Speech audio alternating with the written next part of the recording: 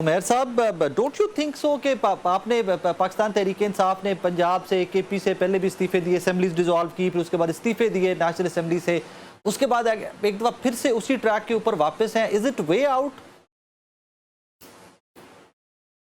अच्छा देखें, पॉलिटिकली तो देखें हमेशा डेमोक्रेटिक प्रोसेस में तो डेमोक्रेसी में अंदर रह के गेम होती है, मगर वो बेसिकली हम आइडियल वेस्टर्न डेमोक्रेसी की बात करें, अगर इलेक्शंस भी उसी मेयार के मुताबिक हो रहे हों। जब इस मुल्क में एक इलेक्शन के बाद मुसलसल यही रोना धोना हो कि इलेक्शन फेक फोर्ज हैं जो मैंडेट को रिफ्लेक्ट ही ना करें, तो उस तरह के माहौल में आप क्या करेंगे? 8 फरवरी में आप इलेक्शन से पहले का माहौल उठा के देख लें कि जिन हालात में तहरीक इंसाफ मैदान में उतरी, क्या वो नॉर्मल हालात थे? कभी मतलब किसी पॉलिटिकल पास में भी पॉलिटिकल पार्टीज़ के सिंबल छीने गए मगर उन्हें अल्टरनेट सिंबल मिला। पीपल्स पार्टी की एग्जाम्पल है कि किस तरह से तलवार से तीर में कन्वर्ट हो गई।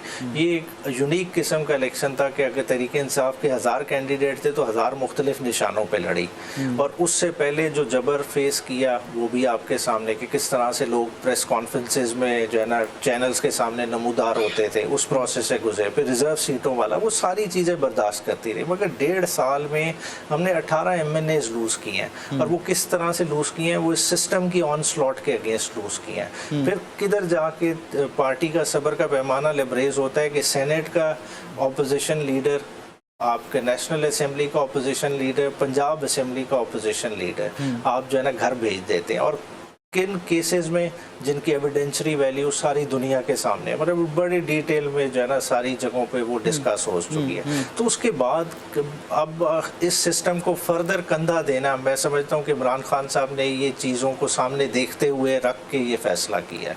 Are you trying to say, are you getting out of democratic system as PTI?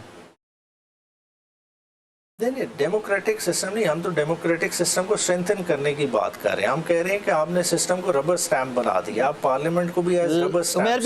let me rephrase myself please. Let me rephrase myself please. आप ये कह रहे हैं कि अभी नेशनल असेंबली की कमेटियों से, यहाँ से सेनेट से आप लोग गए, कल को आप लोग नेशनल असेंबली की सीट से भी रिजाइन कर सकते हैं, MNA से।